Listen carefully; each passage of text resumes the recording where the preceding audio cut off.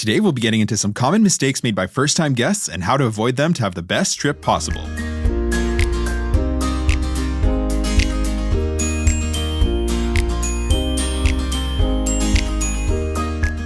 Hello and welcome to the Let's Go to Disney podcast. I'm Oliver. And I'm Lucy. Today is Sunday, April 13th, and you're listening to episode 83. Avoid these Disney rookie mistakes.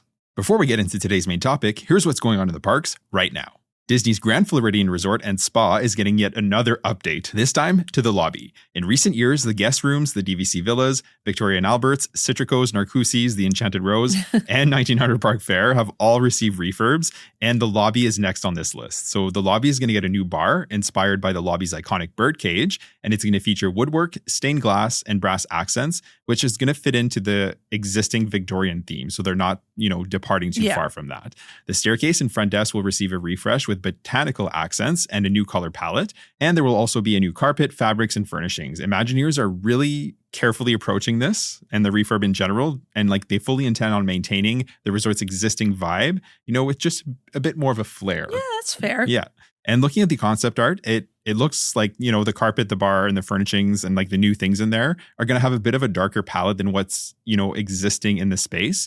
But having said that, it does look really good. But this does mean that the massive gingerbread house that's normally erected in the lobby at Christmas time is not going to go up this year during the refurb, which is a bit of a bummer because it's always so impressive. I wonder if they'll put it somewhere else. No, I don't think so. Oh, yeah, wow. It's not happening. Like the other gingerbread offerings that are normally around, like the one at Boardwalk and, Beach Club, Animal Kingdom Lodge, Contemporary, those are still going to be up, but this one, it won't be. Because they usually start working on that gingerbread in early. June. No, that's the thing. They start those. I guess, those people get the time off, I guess, now. And, those shingles are not my favorite snack, but having said that, it's still fun to see the house itself. Agreed.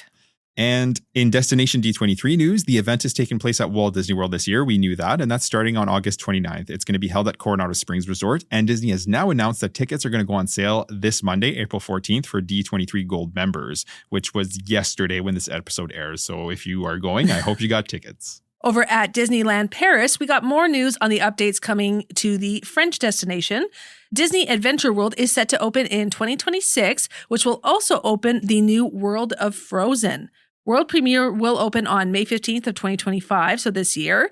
This will be the new park entrance, and it'll feature a fresh interior with new decor and reimagined spaces. They shared a concept art photo, and it looks absolutely phenomenal. So when guests enter, they will be transported to Hollywood, and there will be new things to discover, like new Hollywood Gardens restaurant and Searchlight kiosk, as well as a merchandise location named Mickey's of Hollywood Boutique. Once you're through the entrance, you'll be in the World Premiere Plaza, which is inspired by Broadway and the West End District. There will be several theaters with shows showcasing Disney and Pixar animated stories like Together, a Pixar musical adventure, Mickey and the Magician, and Frozen, a musical invitation. That sounds lovely. It does. There's also going to be a new Up attraction coming to the Adventure Way, which will open with Adventure World. This will be a new family-friendly ride. Looking at the concept art, it looks kind of like a swing ride that you're going to find at your local fair, but we can only assume that it'll be with a little bit of Disney magic to amp it up just a notch. I'm assuming you're flying away maybe on a balloon. Yeah, maybe, but I hope so. I hope it's going to be, anyways, I think it'll be all right. If it's got Disney flair, it'll be good to go. Yeah. The Disney Sequoia Lodge is also getting a refresh, and there will be new restaurants and dining options coming to Disney Village. There is a lot to look forward to for Disneyland Paris. Yeah, agreed 100%. And if we were going to do an international park in the nearish future, I think Tokyo is first on our list, but next up would be Paris for sure. I agree. Yeah. And in Universal news, Helios Grand is actually going to open on April 16th. So it was initially supposed to open on May 22nd on the same day as Epic, but they will start welcoming guests on this day. So April 16th, which is way ahead of schedule. We've got a stay here booked in November, and we're really looking forward to that. And then Universal shared more details on the new park that's set to open in the UK in the coming year. So Universal is opening a park near Bedford, and it's projected to open in 2031. It's going to feature a 500-room hotel, a retail and dining district, and a full-scale theme park. Construction is set to start sometime in 2026. So I'm very curious to hear more on that front. We saw some concept art, and looking at it, it looks like a full-blown theme park. So Yeah, a Very UK theme cool. park. It's Can't happening. beat that. I love going to the UK, Yeah. so I'd be all over that. Yeah, exactly. With that said, let's get into today's main topic, which is mistakes that some first-time park guests and guests who maybe haven't been to Disney in a long time tend to make. So our goal today is to arm you with the knowledge you need to have the best possible chance at having a great trip. And we're going to preface this by saying that even if you were to make some of these mistakes, or if things don't go exactly as planned, which is, pretty much very likely to happen, you can still likely, have a really magical trip. So don't let that get you down. Absolutely. And like most things, and like we always say, the more you know going in, the better prepared you're going to be. And we are big advocates for that because when you're on vacation, you don't want to worry about those logistics, right? Like you want to enjoy your time. So the more research you do ahead of time, the less you have to worry about when you're actually there. Yeah, agreed 100%. So let's start with the planning pitfall. So obviously Walt Disney World is, one of the most popular destinations in the US and pretty much in the world, right? So Magic Kingdom has around 17 million visitors per year, which is unreal when you think about it, which breaks down, which is just under 50,000 guests per day. And of course, that's just Magic Kingdom. So more guests are obviously on property each day and are either visiting the other parks, right? Or just relaxing at the resort or maybe visiting Disney Springs or all of the above. But long story short, when you make the decision to go to Walt Disney World, literally millions of other people make that same decision each year as well. Yeah, and that leads us to our first point. Don't wait until the last minute to start planning your trip. When it comes to Disney vacations, typically speaking, the further in advance you can start planning, the better off you are going to be. And there's a few reasons for this. For one, if you have a specific resort in mind that you would like to stay at, if you delay it too long, you risk the possibility that your room category will be booked up. And also, Walt Disney World has price increases for tickets and resorts among pretty much everything else every single year. So the sooner you book, you're actually securing the current price, which can be lower than what the price will actually be when you are there attending. Plus, if there are discounts that are released later, which is usually the case, deals drop closer to the actual times when they apply, but you can always apply whatever the deal is to your existing reservation as long as it meets the dates and any other conditions. So long story short, there's really no downside to booking early. It's all pluses. Yeah, agreed 100%. And next up, don't miss out on special offers, hotel stays, and ticket deals, right? So on the Disney website, under places to stay, once you click places to stay at the very bottom, there's a tab that says special offers. So you're going to want to check this when you're looking to book your vacation to see if there's anything that applies to your stay or your plans, right? And then when you have booked, you're going to want to check back often to see if any new deals have dropped since the time that you booked. If you booked with a good Disney travel agent, they're more than likely going to be doing this for you, so you may not have to worry about it. But if you're planning yourself like we do, you can easily manage this. And if you're not sure, all you need to do is pick up the phone and get on the line with Disney, and they're going to be able to let you know if it does apply to your vacation. And we'll always have deals for something, right? That could be for Florida residents or Canadian residents or annual pass holders or Disney Plus subscribers or just general savings that apply to all guests. So it's definitely worth keeping an eye on that and checking back often. So another point is don't wait for the perfect time. So we're not here to tell you what to do, but if you have been on the fence because you're not sure what the best time is to visit, or you're waiting for a certain thing to open, or for your kids to be a certain age or height, we're here to tell you, book the trip. There is never a bad time to take a Disney trip. Things are constantly opening or closing for refurbishment or for expansion. There is plenty to do for kids and adults of all ages. And the memories that you'll make are priceless, literally. So if you're on the fence and you just need that last little nudge, let this be it. The first time we went to Disney, the only regret we ever had was that we did not go sooner. And we know that sounds corny, but it's true. When we started going consistently, this was in recent years where we go multiple times a year. Yeah, we were like, it's so amazing. The only thing we change is we should have started going sooner. Yeah, absolutely. Now, having said that, don't forget to check on special events throughout the year. So obviously some things are completely out of your control, like weather, or if attractions go down for refurb or anything on that vein. Those are things you can't really control. You can't foresee. You just kind of have to, go with the flow. But there are events throughout the year that are on the Disney calendar that are going to draw larger crowds. So it's good to have a general idea of, when those things are happening so that, you can plan around that. Or maybe you're looking to experience that and you're going to go specifically when these things are happening, depending on what that event is. So example of this are Run Disney events. So there's several throughout the year. So that's something to be mindful for sure, because that's going to draw crowds. Outside of that, the major holidays will also typically be super crowded. So think Easter week, 4th of July weekend, Thanksgiving, Christmas, and New Year's.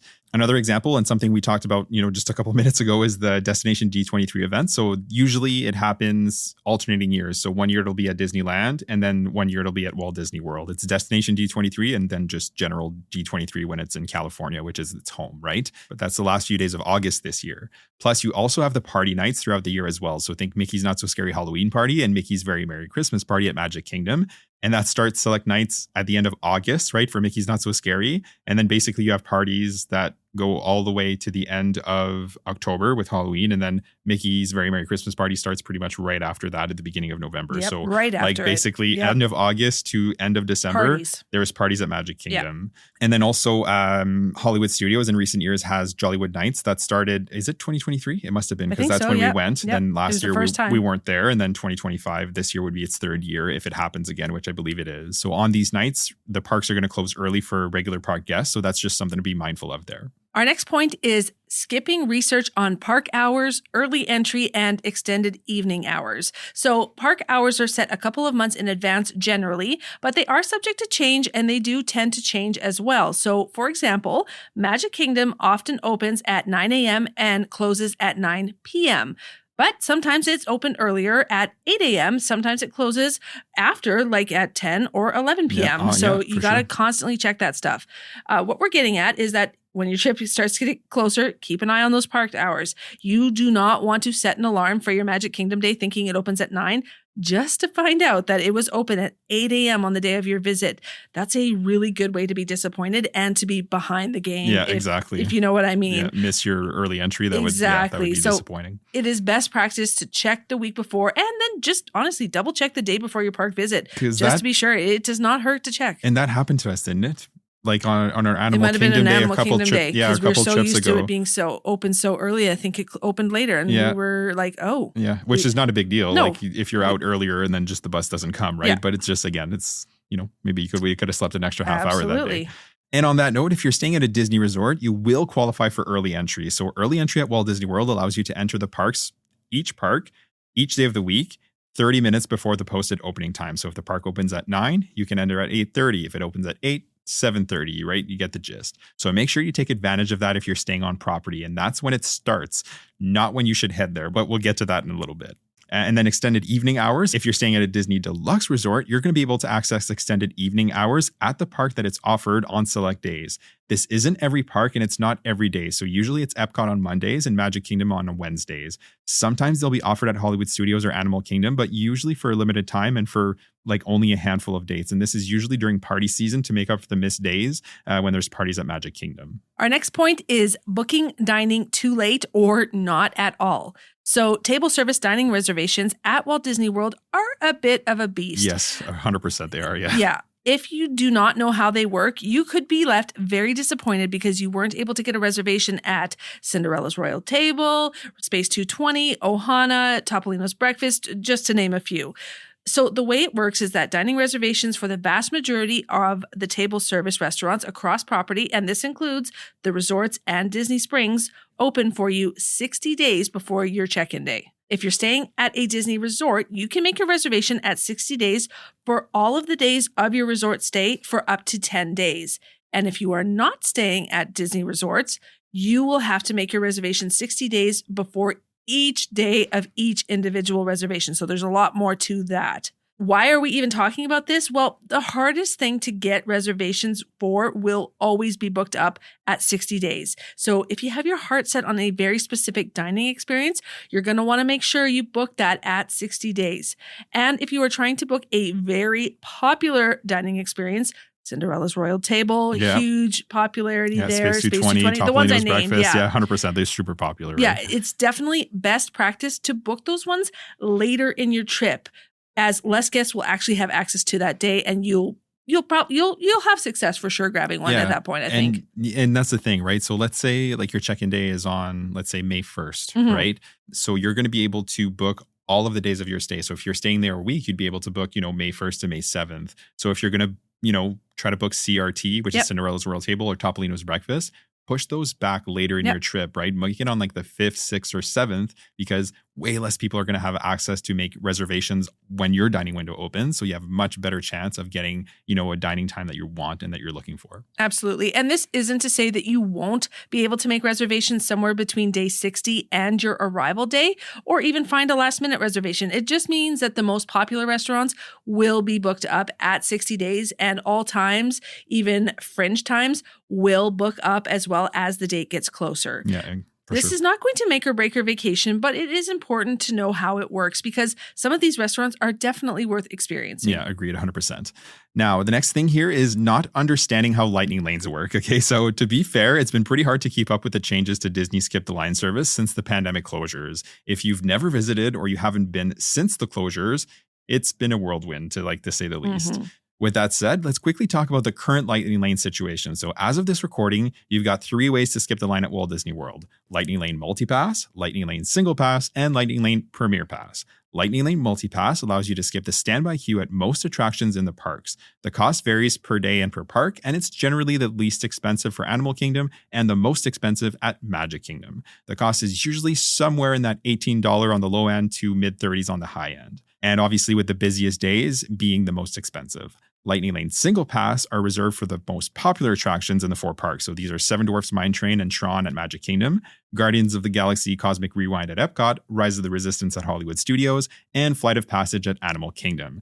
The cost for these range somewhere between $12, on the low end, right? And to over $25 on the high end, depending on the attraction and on the day.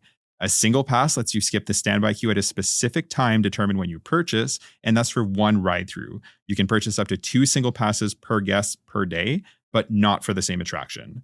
And then lastly, you have Premier Pass. So that ranges from $149 to $449 per person per day, with the least expensive being Animal Kingdom, the most expensive being Magic Kingdom. Premier Pass lets you skip the standby queue at each attraction that offers a Lightning Lane, and that includes basically everything that's on Multipass and Single Pass, right? But that's once during your day, and this is for one park only. So even if you have Park Hopper tickets, if you purchase Premier Pass for a park, you do not have skip the line privileges in that other park. It's just the one you bought it for. That's right. And no matter what Lightning Lane you choose to buy, if any, you can book them 7 days before your check-in day if you are staying at a Disney resort, and 3 days before your start of your ticket day if you're staying off property.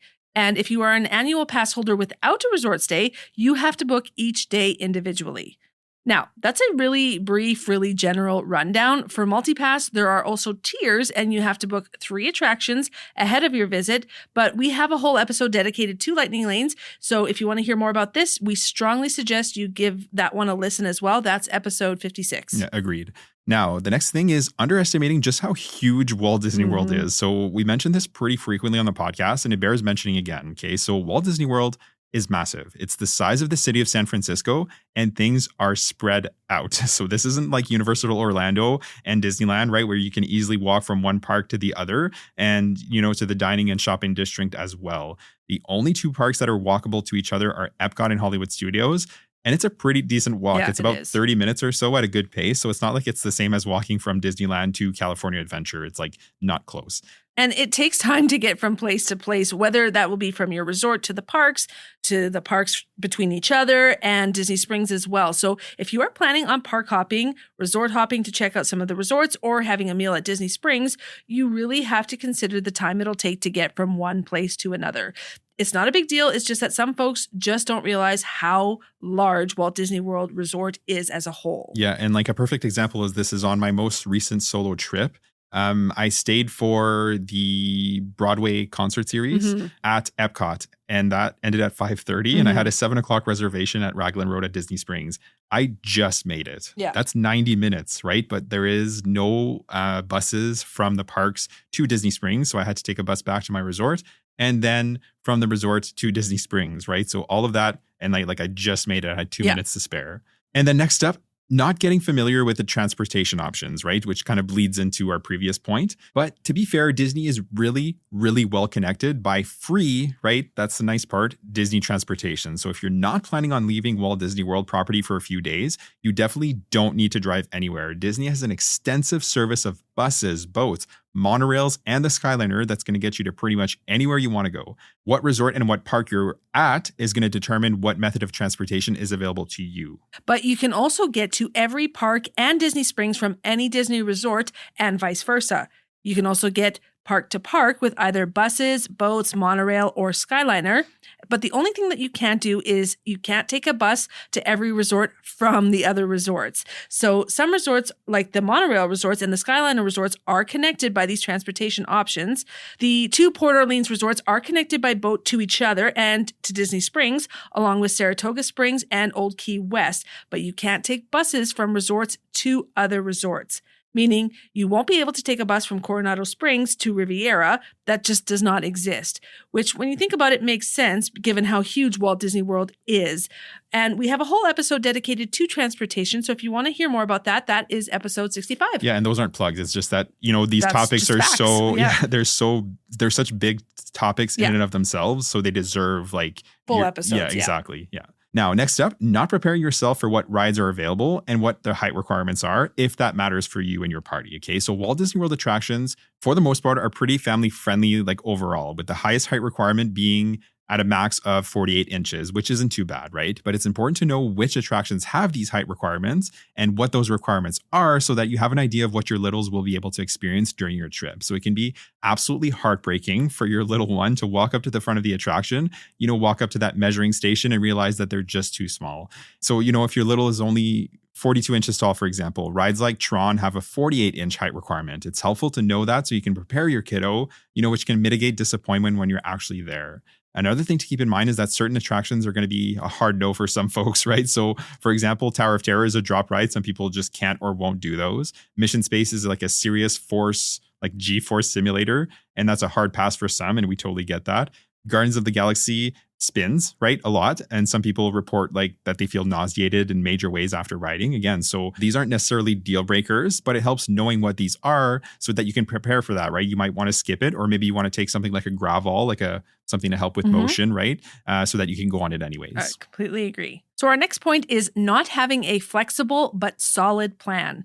It's not that if you go into your trip without a plan that you can't have a great time, but if you have a general idea of how you would like to structure your days over the course of your stay, you'll have a better time overall. We can pretty much guarantee that. So we've kind of touched on this earlier, but when you're planning your trip, you'll want to know how many ticket days you'll need, meaning how many days you will be spending in the parks. And then from there, you'll have to figure out which day you'll be in which park. This is going to help you make your dining reservations at 60 days and booking any experiences that you want to do, like any of the tours at Animal Kingdom or building a lightsaber at Sabi's workshop, in Galaxy's Edge over in Hollywood Studios, and many more options. And then even beyond that, you'll want to have a loose plan as to which attractions you'll want to prioritize during the day. And that will help you make your Lightning Lane selections at 7 days or 3 days, depending on where you're staying for your trip. Exactly. If you're staying on property, it's going to be 7 days. If you're staying off property, it'll be 3 days. That's right. And again, along the same vein that we've been talking about, if you have an idea of what you're going to be doing, it's going to reduce the stress of having to figure that out when you are in the parks. The parks are absolutely magical and wonderful and amazing in all of the things, but they are also large, busy, hot most of the time, and can be very overwhelming. So the better prepared you are, the easier it is going to be for you to navigate once you are boots on the ground. Yeah, 100%. I could not agree more. Now, the next thing, or the next pitfall, is not planning for downtime. So still kind of on that same topic that Lucy was just talking about, right? So it's easy to not do that, right? And we speak from experience because we're constantly having to remind ourselves of this. But do yourselves a favor, okay, and plan for downtime. This can be a rest day where you don't enter the parks at all. This can be a good day, right, to really enjoy and explore your resort, spend some time at the pool, or, take part in any of the activities that might be going on. Or maybe you make a reservation at another resort and go check that out, or head into Disney Springs for some shopping and maybe a dinner, or check out something like the Cirque du Soleil show, which is Drawn to Life over on the West End. So the parks are tiring, right? So if you're spending, 10, 11, 12 hours or more in the parks on consecutive days, that starts to get really, really draining, right? So you might need just a day to relax and to take it easy, and it can really go a long way. Especially with kids. And honestly, if you're staying on a resort, you're paying a lot of money for that resort. Yeah. Enjoy it. 100%. Don't just go there for sleeping, because like you're paying good money. And we have paid good money and not even paid any attention to our resort. And we've been guilty of that 100%. Yeah, but our kids have slowed us down. Exactly. And on this upcoming trip, we've worked in a rest day. And so we have a few park days, and we have a rest day where we're just going to hang out at the resort. We're going to go swimming. We're going to go have breakfast at Topolino's, and then we're going to go into Disney Springs for dinner. And probably do some more swimming. Yeah. It's just, those days are important. Yeah, agreed. So our next point is not considering checking out Universal Orlando. So if you are coming from further away to Orlando area and you don't know if or when you'll be back, it is definitely worth doing Universal Orlando in the same trip. Yes, of course, it takes a little bit of extra planning and work on your part and could include a hotel transfer, but it is well worth it. As a general principle, it's much easier to plan Universal than it is to plan Disney. Everything is walkable, at least as of right now. That's obviously soon to be changed with Epic Universe, which kind of leads into our next point, is that with Epic Universe opening this year, that's even more reason than ever to go visit the parks down the road. Yeah, agreed, 100%. Now, our next general category are going to be the pitfalls to avoid when you're actually in the parks on your trip, meaning you've made it, right? You're in Florida, you're on Walt Disney World property. What do you do now? So first up, showing up late to the parks and missing out on early entry and shorter time. So we touched on this earlier. So being mindful of what those park hours are so that you know what you're getting into. And, it's to make sure that you're taking advantage of those perks if they apply to you. So if you're staying on property, like we said, early entry is a great way, to get a couple of heavy hitters done first thing in the morning before everyone starts arriving at the parks. You won't find the queues any shorter than they are first thing in the morning. And this is definitely a common mistake for first-time guests. They're going to show up later, like let's say mid-morning, only to be absolutely floored by the crowds that are already in the parks. So don't let that be you. Yeah, and our neighbors actually went to Disney World, what was it, a couple of years ago, and they mentioned that, they arrived at like 10 a.m. and they were like, oh my God, it was already so busy. Well, yeah, of course, because, it's the insane. masses have already arrived at that point. Absolutely. So if you qualify for early entry, my God, just go. Yeah.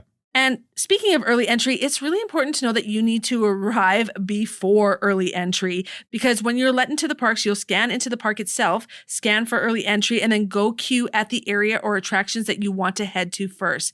And you'll start being let into those rides at about 8:30. So if you're arriving just at 8:30 to like the main entry, you'll waste a big portion of your early entry time getting into the park and then to the area or attraction you want to hit. So moral of the story, arrive early to early entry. Yes, exactly. And I know it can sound a little bit confusing, but that's the thing. If you arrive, like Lucy said, if you get there at 8:30, everyone's already there and they're already like waiting to be led onto the ride that they've chosen. You're behind the game. Exactly. Yeah, sorry, you are. So, if you show up anytime in the hour before early entry begins, well, then, you have time to scan into the park. You have time to scan to confirm that you're there for early entry. Yep. And then you can go and, if you're at Magic Kingdom, you can go to Fantasyland or Tomorrowland. And I realize that's changed. Now you can go to the individual attractions. That's true, yeah. But the end result is the same. You can go, queue at Seven Dwarfs. That'll be interesting Pan, for us. We've never done that where we get to queue in the individual line. Yeah. But I think, like we've talked about it, what was it, last week or the week before? But it's not going to change much for us because we're usually pretty good at being there early and we're just going to go to Seven Dwarfs and then we're going to be in that line. And it won't be as chaotic. I'm really looking forward to less chaos. Yeah.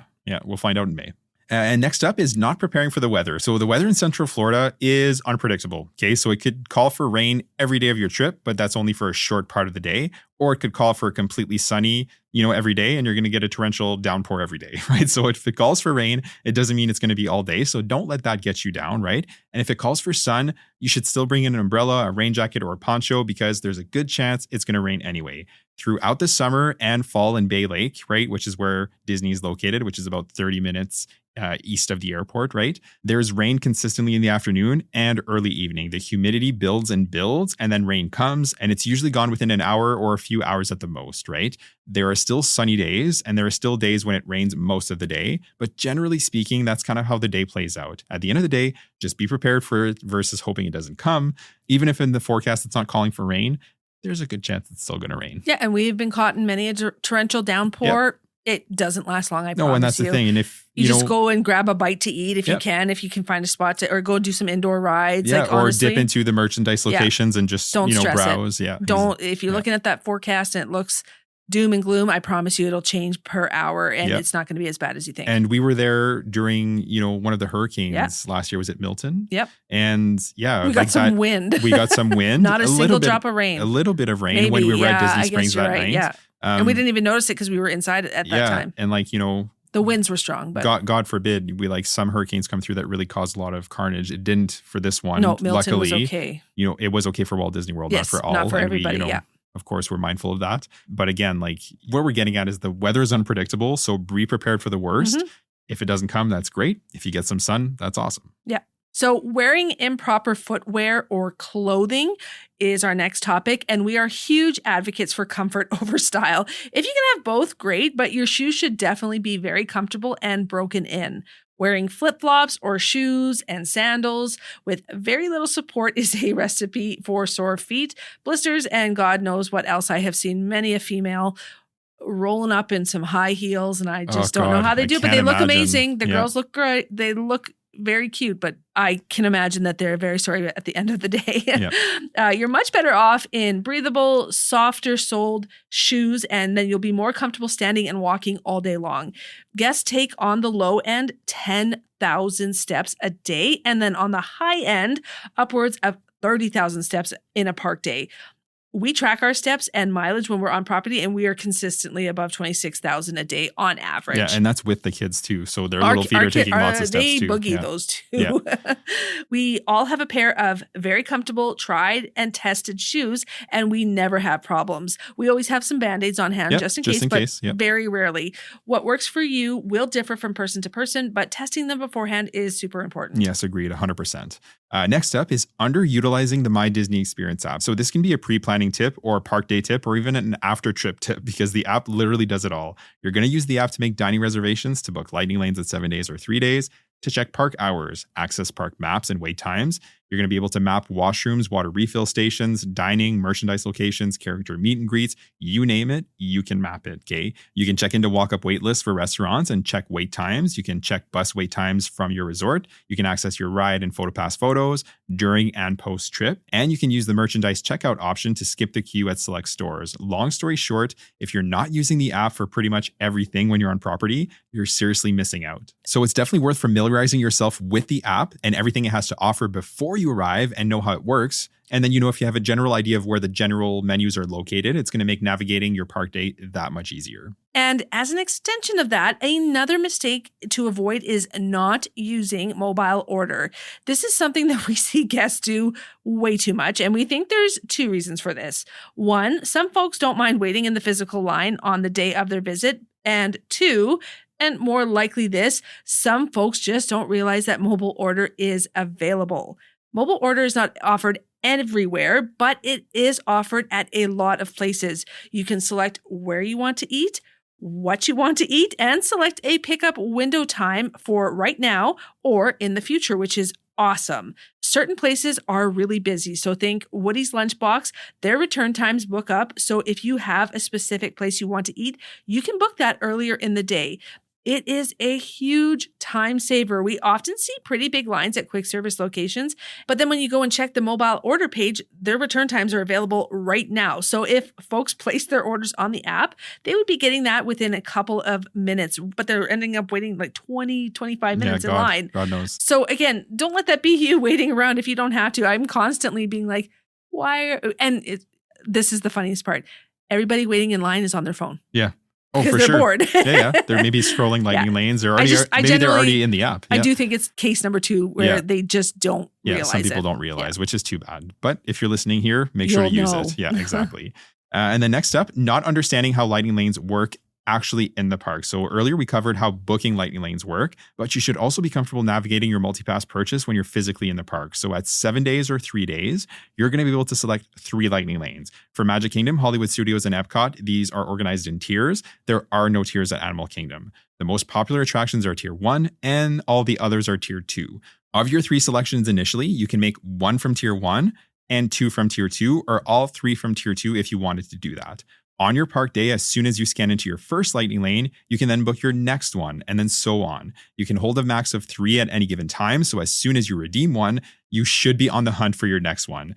And with that in mind, it's in your best interest to book your first lightning lane for as early in the day as possible so that you can make your next lightning lane selection early in the day, right? As you may have guessed, the later in the day that slips, the fewer selections and return times will be available to book. So that's how MultiPass works in a nutshell, right? There are other nuances and best practices, but like we said, episode 56, we've got all those details for you there if you really want to go in depth, like to really know how it all works. But at the end of the day, what we're getting at here is that to get the most out of your purchase, you should have a really good idea of how it works. So our next topic is walking around the parks inefficiently. Now, this isn't a big deal as it used to be with Genie Plus because you could only book one lightning lane at a time back then.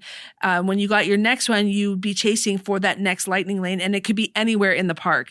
But with MultiPass, you can book 3 lightning lanes before you arrive, similar to how it used to work with the FastPass system. So theoretically, with your first 3 lightning lanes, you could plan your morning around your lightning lanes and then kind of work your way around the park in an organized fashion. So, for example, you could rope drop Fantasyland, go straight to Seven Dwarfs Mine Train, then off to Peter Pan, then onto Haunted Mansion in Liberty Square, then Big Thunder Mountain Railroad in Frontierland, work back maybe for your first lightning lane, which for this example, let's say that's going to be Tiana's Bayou Adventure, then make your way to Adventureland and hit up Pirates of the Caribbean and so on and so forth. Yeah, that's a nice sequential kind of clockwork way. Yeah, you're not sweaty running from one side to the other. No, exactly. And it's not that you can't do that, right? Like zigzag all over the place, but there's just more efficient ways to do the parks, right? Now, the big caveat here is if you book your next lightning lane as soon as you use your first one, well, your next one could be on the opposite side of the park from where you currently are. And if your return time is soon, right,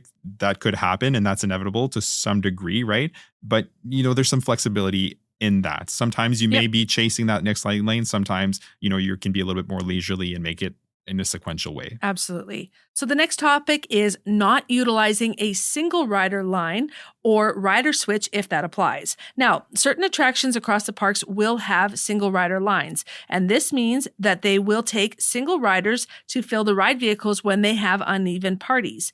Now, we realize that families with young kids will not be able to utilize this necessarily, but if you have older kids that prefer a shorter wait over riding with you or their siblings, that is definitely an option. Or if you are traveling with your spouse or significant other and you don't mind splitting up just for the ride, then that's an option as well. And then for rider switch, this is designed for parties with younger kids who don't quite measure up to the height requirements for that attraction. Yeah, exactly. So it works like this. So your whole party goes to see the cast member at the front of the attraction. They're going to scan your magic bands or your tickets, and then one parent and the older child are going to wait in the standby queue, right, the whole wait for the attraction. When they come out, the waiting adult, so let's say that's mom, will enter the lightning lane queue to ride the ride without waiting in the standby queue. The best part of that is that they are not riding alone, right? They can bring someone with them. So usually that's the older child, right? And then the other parent waits with the younger child. We use the family of 4 in this example, but it works with different party sizes as well. And it doesn't have to be a child. If you have somebody that's averse to, spinning attractions, maybe like Guardians or whatnot, you can still use it for that as well. Absolutely. So the next topic is not bringing the essentials with you in your park bag. There is a big misconception that you can't bring much in the parks, and that's just not true. Aside from a few banned items, you can actually bring a lot in there with you. And this includes food, and that's not limited to dry goods. You can bring in items that need to be kept cool as long as you don't bring in loose ice. That is for sure, you can't do that. But you can bring in a small cooler with drinks, like water bottles, juices, sandwiches with fruits and veggies and similar items like that. You can bring a camera, extra clothes, extra footwear, etc. Now, we're not suggesting that you bring all of this in. We certainly don't. We like to travel light, and outside of maybe a dry snack, we do not bring in any food. We like Disney snacking way too much, and that's a priority for us. Yeah, exactly. But here's a few things that we think should be included in pretty much any park bag. So a battery pack to recharge your phone, right? We're on our phones constantly for it's a must. Lightning lanes, mobile orders, pretty much everything, right? So have an extra battery, hand sanitizer, right? Obviously, sunscreen, especially during like those summer and fall months. Painkillers, so think Tylenol or Advil. And for us, we always have Gravel as well for our son because he does have a bit of motion sickness. Band-Aids, right? We talked about why. And then something for the rain. Okay, so umbrella, poncho, rain jacket, whatever you prefer, but it's almost certainly going to rain, so it's good to have that. And then a refillable water bottle. Okay, like we wouldn't go anywhere without that, so definitely have one of those as well. And that's pretty much the bare minimum for us. Lucy normally has like a fanny pack or her lounge fly, and I carry a Herschel crossbody bag. Between the two of us, it's plenty of space to carry everything that we need. And then best practice, right, is just to pack your park bag just as if you were, in the parks about to go for your park day, right? It's going to give you a good indication if the bag that you've chosen is big enough for everything that you want to take in with you. The next topic is buying water instead of getting the free water. So water in the park is very, very expensive. I think your standard 591 ml Dasani water bottle is almost $6 nowadays. That's atrociously expensive. Especially if you're coming from Canada now. So we're talking like $8 with the exchange rate. Yikes. That's just, I can't imagine paying that. That's too much, yeah. So if you don't plan ahead, you will get majorly thirsty. And before you know it, you'll be dropping way more than you wanted to on water. So we 100% recommend bringing in refillable water bottles. There are refill stations all over the parks. And like we said earlier, you can actually use the My Disney Experience app to map these out. It's a great little tool. And if all else fails, you can pop into any quick service location across the parks and ask for a glass of ice water. The cast members will give you however many you need, no charge, no questions asked. We have done this on pretty much every single location, quick service location in any park we have asked. Yeah, cast members are always great. And like Lucy said, they don't hesitate. No hesitation. They usually have them all prepped and ready to go. They just hand them out. Yep. So some people prefer the taste of bottled water, and that's completely fair. Just make sure to budget for that or bring in water with you.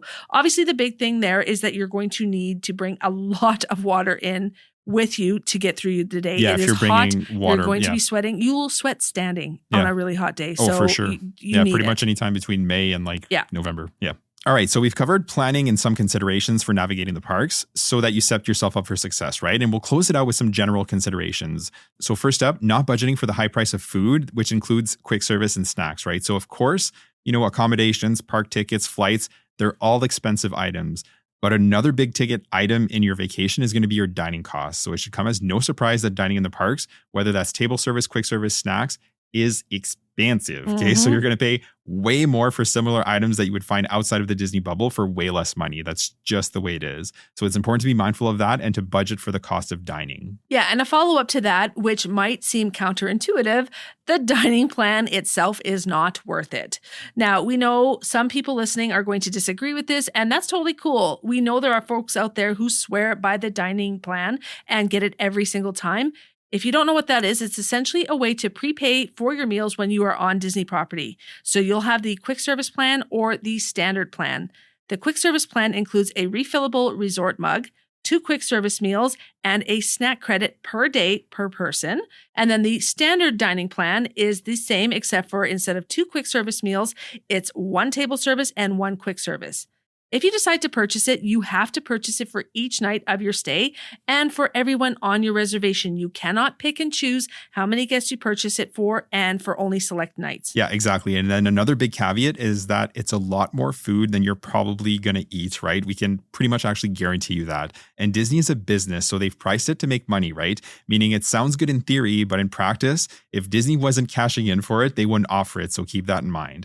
We can in good conscience recommend it to anyone with one big caveat, right? Is that Disney is sometimes going to offer a free dining offer, right? If this is the case, then it could be worth it. But with another caveat on top of that is that to pay attention to any other deals, because you typically can't combine 2 deals or like more than 1 deal, right? So if you have, let's say, like a ticket offer or a room reservation, like a room only reservation deal, right? At the same time, it might still be more cost effective to take those savings over the dining plan. Long story short, in our opinion, it's a rookie mistake to fall for the dining plan. The overwhelming majority of people are just not going to benefit from it, and it's a hard skip for us. Oh, absolutely. So the next topic is skipping nighttime spectaculars. If you arrive early, it can be tempting to leave after dinner and not stick it out for the nighttime spectacular. So for reference, every park except for Animal Kingdom has a major nighttime show. And these are the Happily Ever After fireworks at Magic Kingdom, Luminous, the Symphony of Us at Epcot, and Fantasmic at Hollywood Studios. Each one of these shows are great and a must-see in our opinion. If you are staying on property and you've got littles with you and the thought of spending literally the whole day at the park is overwhelming, here's how to make that more palatable. Mid-afternoon, when the parks are at their busiest and hottest during those times of year, it is a good time to zip back to your resort. Go for a swim, relax in the room, wind down for a bit, and relax from the hustle and bustle of the parks. When everyone is feeling refreshed, you can head back into the parks in the early evening and catch the fireworks once everyone has had a rest. It definitely makes the evening more enjoyable. And again, if you've got really little ones, this could be your only option to make it work. Yeah, exactly. And the next step is not seeing lesser known attractions and shows. So we had a whole episode on this topic last week, but just quickly, every park has headliners, right? So think Tron and Seven Dwarfs Mine Train, Rise of the Resistance and Slinky Dog Dash, Flight of Passage and Expedition Everest, Guardians of the Galaxy, Remy's Ratatouille Adventure, Frozen Ever After. You get what I'm getting at, right? There's just a bunch of them. But there's so many attractions and shows and kind of other entertainment going on in the parks each and every day. So of course, hit up those most popular attractions, right? But don't rule out those, those less flashy options, right? Because they might end up being some of your favorites. Absolutely. Yeah. And kind of on that same note, don't miss the attractions that are closing permanently soon. So a few examples of this are Muppets Vision 3D, which is going away forever in June. Dinosaur will close for its re-theme to Indiana Jones in 2026. The Liberty Bell and Tom Sawyer Island will close next year as well to make way for the Cars area. And Rockin' Roller Coaster will be re-themed to the Muppets in the near-ish future. So some attractions like Test Track is getting a refresh. Tiana's Bayou Adventure reopened last year after its re-theme from Splash Mountain. That is constant in the Disney parks. Attractions are constantly closing and reopening, so it's definitely worth checking out those attractions in their current form for the last time. Yeah, exactly. 100%. That's, and that was Walt's thing, right? The parks were never going to be finished. They were always going to be changing. Yeah. And yeah, they always are, right? And then next up is not taking the time to explore your resort and not visiting Disney Springs. So we broached this earlier when we talked about, having a rest day, but the Disney resorts by and large are really great. And it's worth spending some time at the resort to explore, what they have to offer. Every Disney resort has a pool, and then the moderates and deluxe have water slides. Many of the resorts also have multiple pools. So they have a main, flagship pool. That's going to be where you're going to find, the slides and kind of all the games and the flashy things that are going on. But then you can have one or several other more relaxed pools as well. The resorts do activities as well, like, think Movie Under the Stars every single night, weather permitting, and then campfires where you can get free marshmallows, among many, many other offerings. And then Disney Springs is Disney's shopping and dining district, and many people skip this altogether, but you definitely shouldn't. It's inside the Disney bubble, and there's tons of great stores and merchandise locations, as well as some really great dining and snack options. It's definitely worth taking a few hours out of your trip to explore Disney Springs. There's no doubt about that. Yeah, 100%. Like World of Disney is the biggest Disney store on property. You'll find everything there. Yeah, you'll find pretty much anything. And then, there's a Star Wars store. There's a Marvel store. And then Coca-Cola store. Yeah, and then there's Swirls on the Water and Jock Lixi's Hangar Bar and Gideon's Bakehouse. There's a lot to check out. So it's definitely worth even to go spend a few hours. Yeah, agreed. Yeah. And then finally, the last thing we'll say is that accept that you're not going to see and do it all, right? So we led with this, but Walt Disney World is just massive, right? There's just way too much going on to experience in several trips, let alone one trip. We've been down there a lot in recent years, and we're still experiencing new things every single time we go. And that's what's so great about the parks, right? It stays fresh, visit after visit, because there's always something new happening. Yeah, and we get this asked a lot. Why do we keep vacationing there? Why do we keep going back? And why don't we go somewhere else? Well, the answer is we just love it so much. And we know it's not for everybody. But if you're listening, we know you're our people. You get it. Or at least it's piqued your interest and you want to see what all the fuss is about. And to that, we say be careful, because you might just fall in love with the place and end up spending a lot of money. Yeah, exactly. With that said, thank you for joining us today to talk rookie mistakes to avoid at Disney. If you haven't already, make sure to subscribe to the podcast so you don't miss any future episodes. And as always, if you could leave us a rating and review, it would be greatly appreciated. If you choose to do so, you can leave reviews right on Apple Podcasts. And for Spotify, you can leave a rating. You can also find us on Instagram and TikTok at letsgo.to-disney, as well as on our Facebook page, Let's Go to Disney. We share some helpful reels here as well as some fun ones. The link tree in our show notes will take you to all of our socials. Have a great day, and we'll see you real soon.